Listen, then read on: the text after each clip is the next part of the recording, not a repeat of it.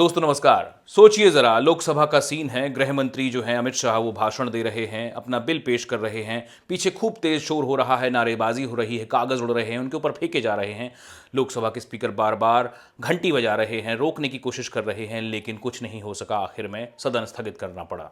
आज भारत की संसद का नज़ारा ऐसा ही था। मामला था कि गृह मंत्री अमित शाह ने एक ऐसा बिल पेश किया जिसमें साफ लिखा था कि अगर कोई प्रधानमंत्री या मुख्यमंत्री या मंत्री 30 दिन तक जेल में रहता है तो 31वें दिन उसे कुर्सी छोड़नी पड़ेगी। अब आप कहेंगे ये तो सही बात है, भ्रष्ट नेता क्यों सत्ता पर बैठें?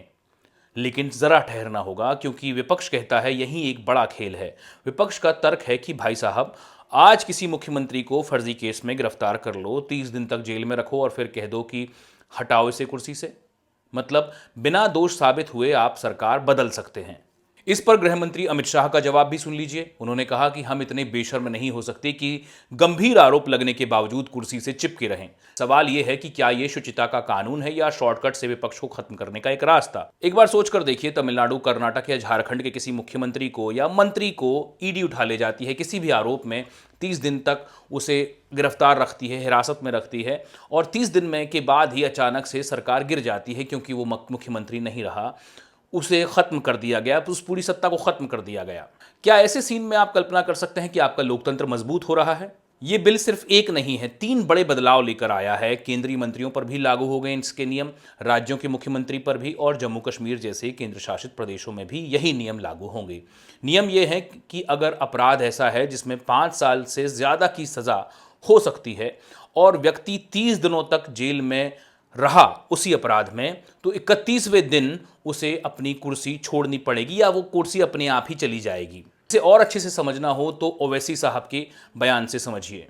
मुख्यमंत्री को हटाना है तो असेंबली में हटाते हैं। अब आप मेरे को ये बताइए कि BNSS में इतने ऐसे सेक्शंस हैं कि किसी को भी आप एक सेक्शन लगा दीजिए 5 साल के ऊपर का, तो लाजमी है वो 30 दिन के अंदर या 30 अंदर BNS में यह है कि 90 डेज तक पुलिस कस्टडी ले सकती है। तो ये मेरे ख्याल से ये 1930 का गेस्टापो मूवमेंट हम भारत में देख रहे हैं कि जिस तरह वहां जर्मनी, उस वक्त के जर्मनी में गेस्टापो को बनाकर एक पुलिस स्टेट बना दिया गया।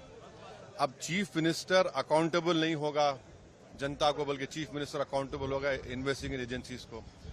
हमारे देश में SI से लेकर इंस्पेक्टर से लेकर ACP बोलिए, DYSP बोलिए, DCP बोलिए, एडिशनल CP, DGP तक कौन बनाता है इनको? रूलिंग पार्टी बनाती है।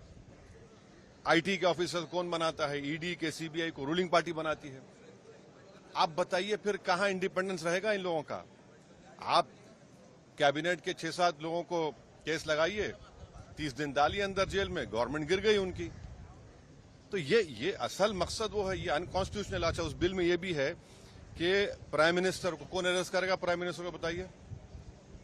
और प्राइम मिनिस्टर, ये उसमें उस बिल में कह रहे हैं, प्राइम मिनिस्टर के बिल में कह रहे हैं कि प्रेसिडेंट करेगा। अरे भाई, संविधान में हमने लिख दिया कि the president will act on the aid and advice of the council of ministers. ये उसका कॉन्ट्रडिक्शन। दूसरा, गवर्नर को आप इख्तियार दे रहे हैं, गवर्नर आप अपॉइंट करते हैं। तो ऑल इन ऑल ये हमारी डेमोक्रेसी के लिए, ड्यू प्रोसेस के लिए, बल्कि भारत को एक पुलिस स्टेट बनाने का काम बीजेपी सरकार करना चाहती है इन तीनों बिलों के जरिए, जिसकी हम पुरजोर इसकी मुखालिफत करेंगे। और ये अनकॉन्स्टिट्यूशनल है, ये बिल्कुल अनकॉन्स्टिट्यूशनल है। आप हर चीज आपके हाथ में, सेंट्रलाइज आप अपने हाथ में कर रहे हैं। माने आप पिक एंड चूज करेंगे। और बीजेपी ये भूल रही है कि कब तक सत्ता में रहेंगे आप, कभी ना कभी तो निकलेंगे ना। तो पावर इटर्नल तो थोड़ी है कि ये आपके खिलाफ भी इस्तेमाल होगा। तो इस तरह का एक कोशिश की जा रही है, हम इसकी मुखालिफत करते हैं।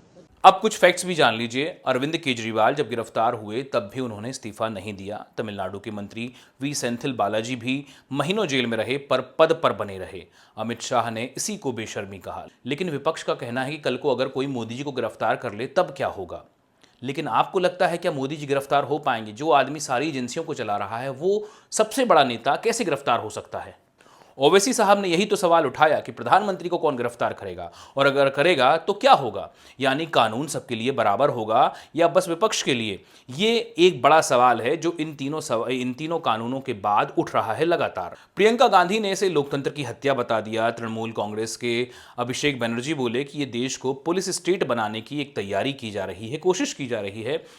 it as a completely draconian thing. It goes against everything.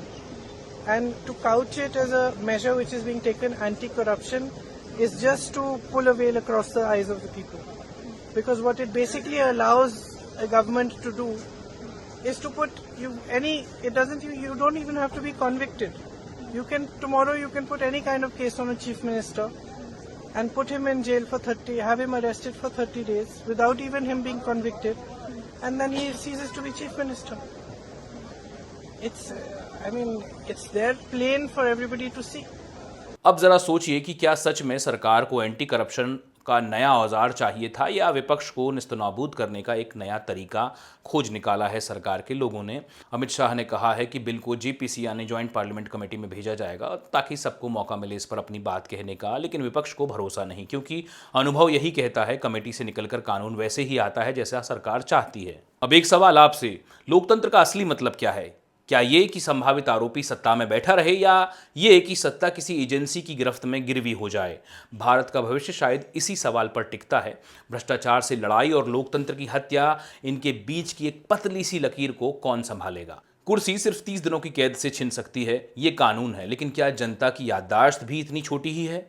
या फिर असली फैसला अब भी जनता ही करेगी, बैलेट से, एजेंसियों से नहीं? वीडियो अगर अच्छा लगा हो तो लाइक और शेयर कीजिएगा, चैनल को सब्सक्राइब कीजिएगा। शुक्रिया।